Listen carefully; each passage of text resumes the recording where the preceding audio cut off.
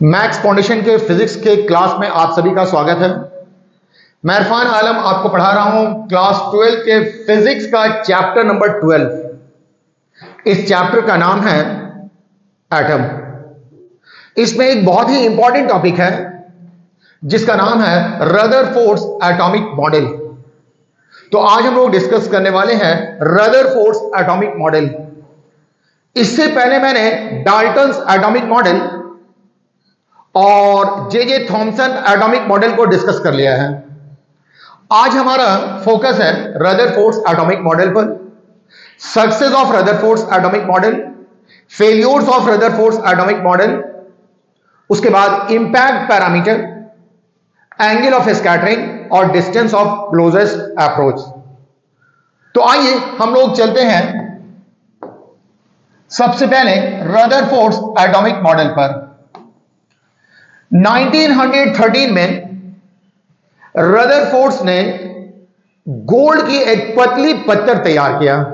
इस तरीके से बहुत थिन पत्थर, इतना थिन था कि इसका थिकनेस लगभग एटम के रेडियस के बराबर होगा। इस तरह से एक थिन पत्थर तैयार किया और इस थिन पत्थर से एनर्जेटिक अल्फा पार्टिकल को पास कराया। रदरफोर्ड्स ने ऑब्जर्व किया कि इस थिन पत्थर से बहुत सारे अल्फा पार्टिकल्स हैं जो without any deviation straight line में पास कर जाते हैं। इस अल्फा पार्टिकल्स में कुछ ऐसे अल्फा पार्टिकल्स हैं जो स्मॉल एंगल ऑफ डेविएशन, मतलब एक छोटे से एंगल से ये डेविएट कर जाते हैं। जाना चाहिए था इधर, लेकिन वो इधर बेंड कर जाते हैं। बहुत कम ऐसे अल्फा पार्टिकल्स हैं जो लार्ज एंगल ऑफ डेविएशन से बेंड करते हैं। ये लार्ज एंगल ऑफ डेविएशन बनाते हैं। 8000 में से 1 अल्फा पार्टिकल ऐसा है जो अपने ही पाथ पर वापस आ जाता है, मतलब जिस लाइन से वो आ रहा था उसी लाइन से होकर वो वापस चला जाता है। तो आइए रदरफोर्ड्स ने क्या ऑब्जर्व किया उसे हम लोग एक बार देखते हैं। रदरफोर्ड्स ने ऑब्जर्व किया most of the alpha particles pass through the gold foil without any deviation. आपको दिखाया डायग्राम में, विदाउट एनी डेविएशन मतलब वो स्ट्रेट लाइन में पास कर जाते हैं। Some of the alpha particles pass through the gold foil by making large angle of deviation, a small angle of deviation. कुछ अल्फा पार्टिकल्स हैं जो स्ट्रेट लाइन में नहीं जा करके जब वो गोल्ड को पास करते हैं तो वो थोड़ा इंक्लाइन कर जाते हैं, बेंड कर जाते हैं बाय स्मॉल एंगल। बहुत कम ऐसे अल्फा पार्टिकल्स हैं जो जब गोल्ड फॉइल से पास करते हैं तो ये लार्ज एंगल ऑफ डेविएशन बनाते हैं। Few number of alpha particles pass through the gold foil by making large angle of deviation. Very few number of alpha particles, मतलब 8000 में से 1 अल्फा पार्टिकल ऐसे होते हैं जो अपने पाथ पर ही लौट जाते हैं। तो 4th पॉइंट उन्होंने ऑब्जर्व किया, most of the alpha particles pass through the gold foil without any deviation. Some of the alpha particles pass through the gold foil by making a small angle of deviation. Very few number of alpha particles pass through the gold foil by making large angle of deviation. Very few number of alpha particles returns back। इस observation के आधार पर Rutherford's ने atom के बारे में एक model present किया। इसी मॉडल का नाम है रदरफोर्ड्स एटॉमिक मॉडल। यह था Rutherford's alpha particle scattering experiment. Rutherford's ने पहले स्कैटरिंग एक्सपेरिमेंट किया और उस एक्सपेरिमेंट के आधार पर एटम का एक स्ट्रक्चर प्रेजेंट किया और इसी स्ट्रक्चर का नाम दिया है रदरफोर्ड्स एटॉमिक मॉडल। आइए ये रदरफोर्ड्स एटॉमिक मॉडल क्या कहता है इसको समझते हैं।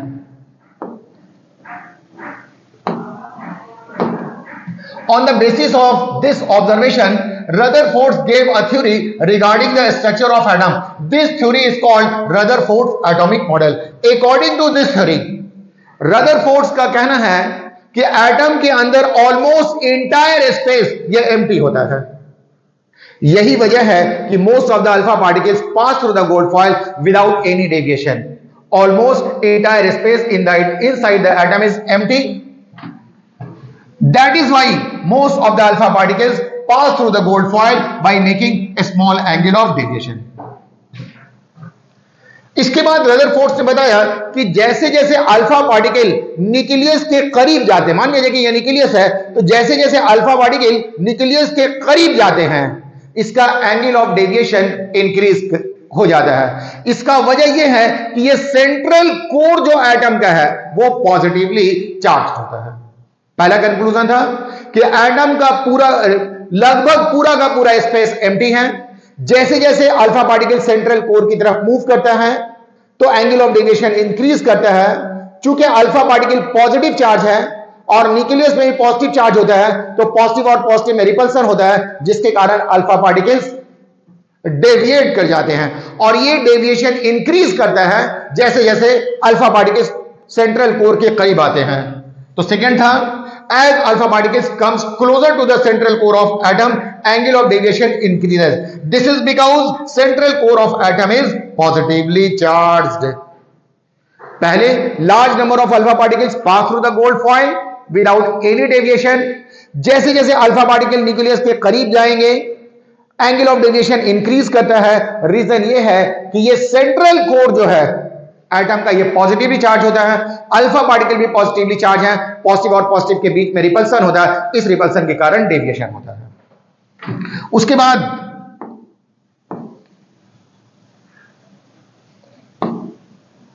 Next, total positive charge and almost entire mass of the atom resides this central core. This central core is called nucleus. किसी भी एटम का टोटल पॉजिटिव चार्ज और लगभग पूरा का पूरा मास इसी सेंट्रल कोर में रिसाइड करता है और इस सेंट्रल कोर का नाम दिया रदरफोर्ड ने न्यूक्लियस. इसके बाद है, अगर पूरे एटम की बात की जाए तो एटम एज अ होल ये इलेक्ट्रिकली न्यूट्रल होता है. इसके पीछे कारण यह है कि इक्वल नंबर ऑफ, इसका वजह यह है कि equal number of negatively charge particle जिसका नाम इलेक्ट्रॉन है वो न्यूक्लियस के चारों तरफ रिवॉल्व करते रहते हैं. तो since atom as a whole is electrically neutral, this is because equal number of negatively charged particles revolves around the nucleus. This negatively charged particle is called electron. इस negatively charged particles को electron कहते हैं. उसके बाद है, जब कोई particle किसी सर्कुलर पाथ पर रिवॉल्व करता है, ये इलेक्ट्रॉन है, ये इलेक्ट्रॉन न्यूक्लियस के चारों तरफ रिवॉल्व कर रहे हैं. तो जब भी कोई पार्टिकल किसी सर्कुलर पाथ पर मूव करता है तो उसे सेंटर की तरफ एक फोर्स की जरूरत होती है, जिस फोर्स का नाम है सेंट्रीपिटल फोर्स. तो इलेक्ट्रॉन को इसके चारों तरफ रिवॉल्व करने के लिए जो सेंट्रीपिटल फोर्स चाहिए वो न्यूक्लियस और इलेक्ट्रॉन दोनों के बीच एक इलेक्ट्रोस्टैटिक फोर्स लगता है. इसी इलेक्ट्रोस्टैटिक फोर्स से इसे सेंट्रीपिटल फोर्स प्राप्त होता है. तो the necessary centripetal force for revolution of electron around the nucleus is provided by electrostatic attraction between electron and nucleus. तो ये 5 पॉइंट्स है रदरफोर्ड्स एटॉमिक मॉडल के. पहला, almost entire space inside the atom is empty. This is because almost entire space inside the atom is empty. That is why most of the alpha particles pass through the gold foil without any deviation. As alpha particle comes closer to the nucleus, angle of deviation increases. This is because the central core of atom is positively charged. किसी भी atom का total positive charge और लगभग पूरा का पूरा मास उसी central core में रिसाइड करता है. उस सेंट्रल कोर का नाम है nucleus. Atom as a whole electrically neutral होते हैं. इसका वजह यह है कि equal number of negatively charge particles called electron revolves around the nucleus. Nucleus के चारों तरफ इलेक्ट्रॉन को रिवॉल्व करने के लिए जो सेंट्रीपिटल फोर्स चाहिए वो electrostatic attraction between electrons and nucleus से मिलता है. आइए आगे चलते हैं. नेक्स्ट है success of Rutherford's atomic model. Rutherford atomic model, जब उन्होंने 1913 में यह मॉडल दिया तो यह बिल्कुल वायरल कर गया, बहुत ही बड़े पैमाने पर एक्सेप्ट किया जाने लगा। इसका वजह क्या था? सबसे पहला काम, Rutherford's atomic model gave the location of electron, proton and neutron inside the atom. Atom के अंदर इलेक्ट्रॉन, प्रोटॉन और न्यूट्रॉन का पोजीशन क्या है, इस चीज को पूरी तरह से डिफाइन किया है रदरफोर्ड्स ने। रदरफोर्ड्स ने स्मॉल एंगल ऑफ डेविएशन क्यों होता है और लार्ज एंगल ऑफ डेविएशन क्यों होता है, यह बता दिया। तीसरा, रदरफोर्ड्स एटॉमिक मॉडल ने एक नई चीज की डिस्कवरी की जिसका नाम था न्यूक्लियस। तो इन तीन मामले में रदरफोर्ड्स एटॉमिक मॉडल काफी सक्सेसफुल माना गया। फिर से देख लें। पहला, ये इलेक्ट्रॉन, प्रोटॉन और न्यूट्रॉन का पोजीशन क्या होगा एटम के अंदर, यह बताया। दूसरा, Rutherford's atomic model could explain small angle of deviation as well as large angle of deviation. तीसरा, Rutherford's atomic model discovered the nucleus inside the atom. Rutherford's ने एटम के न्यूट्रलिटी को भी एक्सप्लेन किया कि कोई भी एटम न्यूट्रल क्यों होता है। आइए आगे देखते हैं, रदरफोर्ड्स का एटॉमिक मॉडल फेल कहां पर हुआ था, किस किस कारण में यह फेल कर गया। तो failures of Rutherford's atomic model. Rutherford's ने यह बताया कि इलेक्ट्रॉन न्यूक्लियस के चारों तरफ रिवॉल्व करते हैं, लेकिन रदरफोर्ड्स ये नहीं बता पाए कि ये जो इलेक्ट्रॉन जिसमें रिवॉल्व करें, जो ऑर्बिट कहलाता है, कौन से ऑर्बिट में कितने इलेक्ट्रॉन्स रिवॉल्व करेंगे। इस बात की जानकारी रदरफोर्ड्स के एटॉमिक मॉडल से नहीं मिलती है। इलेक्ट्रॉन न्यूक्लियस के चारों तरफ रिवॉल्व करते हैं, जिस पाथ पे रिवॉल्व करते हैं उसे ऑर्बिट कहते हैं। कौन से ऑर्बिट में कितना इलेक्ट्रॉन रिवॉल्व करेगा, इसकी काउंटिंग रदरफोर्ड्स एटॉमिक मॉडल से नहीं मिलती है। Rutherford's atomic model could not explain the distribution of electrons around the nucleus. यह पहला रदरफोर्ड्स का एटॉमिक मॉडल था। दूसरा आप देखेंगे, रदरफोर्ड्स के एटॉमिक मॉडल के दौरान एक कॉन्सेप्ट डेवलप हुआ था जिसका नाम था इलेक्ट्रोमैग्नेटिक रेडिएशन। मतलब जब कोई पार्टिकल एक्सीलरेट होता है, जब कोई चार्ज पार्टिकल एक्सीलरेट होता है तो वो लगातार एनर्जी एमिट करता है। तो चूंकि इलेक्ट्रॉन ये निगेटिवली चार्ज पार्टिकल है, जब ये सर्कुलर पाथ पर मूव करता है तो सेंटर की तरफ एक एक्सीलरेशन होता है, जिस एक्सीलरेशन का नाम है सेंट्रीपिटल एक्सीलरेशन। चूंकि इलेक्ट्रॉन एक्सीलरेटेड पार्टिकल है तो इसे लगातार एनर्जी को रेडिएट करते रहना चाहिए, और जैसे जैसे ये एनर्जी को रेडिएट करेगा तो ये न्यूक्लियस के करीब आएगा और एक टाइम ऐसा होगा कि जब ये न्यूक्लियस से टकरा जाएगा। लेकिन रियलिटी में ऐसा नहीं होता है। ऐसा रदरफोर्ड्स के एटॉमिक मॉडल के हिसाब से ऐसा होना चाहिए, लेकिन इन रियलिटी ऐसा नहीं होता है। तो according to theory of electromagnetic radiation, electron revolving around the nucleus should continuously emit radiation and finally fall into the nucleus, but in reality this does not happen. So model could not explain the stability of nucleus. ये model stability of nucleus, कैसे nucleus stable है, ये explain नहीं कर पाता है। आइए next है, अगला पॉइंट देखेंगे, थर्ड। आगे हम लोग सीखेंगे स्पेक्ट्रल लाइन के बारे में। रदरफोर्ड्स एटॉमिक मॉडल ये एक्सप्लेन नहीं कर पाता है कि स्पेक्ट्रल लाइन का फॉर्मेशन क्यों होता है। तो ये 3 रदरफोर्ड्स एटॉमिक मॉडल के लिमिटेशंस हैं। आइए नेक्स्ट हम लोग बात करते हैं इंपैक्ट पैरामीटर के बारे में कि ये इंपैक्ट पैरामीटर क्या है। सपोज कीजिए क्या आप यहां पर एक अल्फा पार्टिकल है और इस अल्फा पार्टिकल्स को आप यहां से भेज रहे हैं। ये अल्फा पार्टिकल स्ट्रेट लाइन में जाता है, लेकिन जब ये गोल्ड एटम से पास करता है तो ये बेंड कर जाता है। तो यहां से यहां के बीच का जो परपेंडिकुलर डिस्टेंस है, इसी परपेंडिकुलर डिस्टेंस को ही कहा जाता है impact parameter. The perpendicular distance of velocity vector of alpha particle, ये अल्फा पार्टिकल है, ये वेलोसिटी वेक्टर है, और जब ये अल्फा पार्टिकल न्यूक्लियस से बहुत दूर होता है तो इस वेलोसिटी वेक्टर और सेंट्रल लाइन ऑफ न्यूक्लियस के बीच जो परपेंडिकुलर डिस्टेंस होता है इसी को कहा जाता है impact parameter. The perpendicular distance of velocity vector of alpha particle from central line of gold nucleus when it is far away from the nucleus is called impact parameter. इस चीज को कहा जाता है impact parameter. जब alpha particle gold nucleus से होकर पास करता है तो ये एक एंगल से डेविएट करता है, इस एंगल को कहा जाता है एंगल ऑफ स्कैटरिंग। ये जो परपेंडिकुलर डिस्टेंस है इसे इंपैक्ट पैरामीटर और इस एंगल को हम लोग कहते हैं एंगल ऑफ स्कैटरिंग। तो नेक्स्ट देखेंगे angle of scattering, the angle by which an alpha particle gets deviated, the angle by which alpha particle gets deviated from its original direction while passing through an atom is called angle of scattering. इस angle को कहा जाता है angle of scattering. उसके बाद देखेंगे impact parameter और angle of scattering के बीच का रिलेशन। ये रिलेशन होता है B is equal to 1/4πε0 ZE² cot φ/2।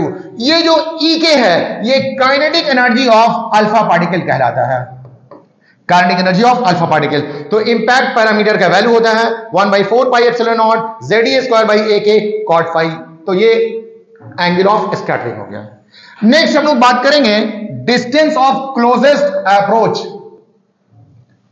B impact parameter, Z atomic number of nucleus, charge on one proton, E kinetic energy of alpha particle और phi है angle of scattering।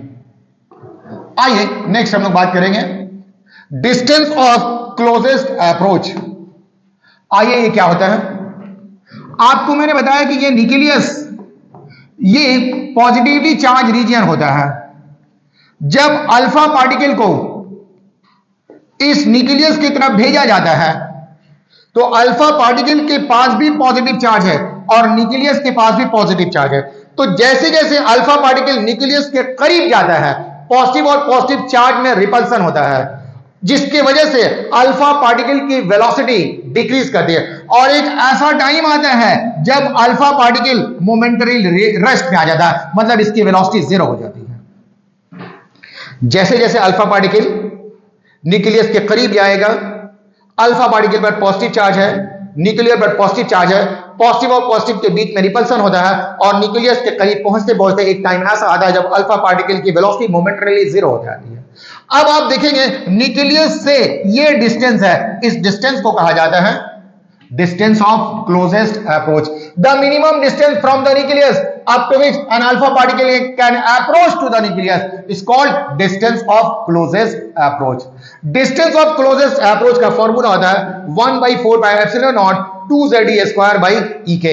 अगर आप distance of closest approach की बात करेंगे तो ये आपको ये वैल्यू आ जाएगा। इसमें हम लोग एनर्जी कंजर्वेशन को यूज करते हैं, मतलब यहां पर अल्फा पार्टिकल है, इसके पास सिर्फ काइनेटिक एनर्जी है।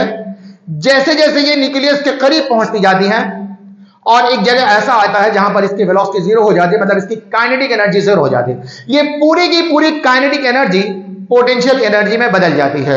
जब आप काइनेटिक एनर्जी को पोटेंशियल एनर्जी में कन्वर्ट करेंगे और डिस्टेंस ऑफ क्लोजेस्ट अप्रोच निकालेंगे तो इसका वैल्यू आएगा 1/4πε0 2ZE² EK, जहां Z atomic number of nucleus है, E charge on one proton है और EK अल्फा पार्टिकल, EK है kinetic energy of alpha particles.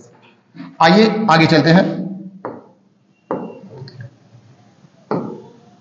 ये कहता है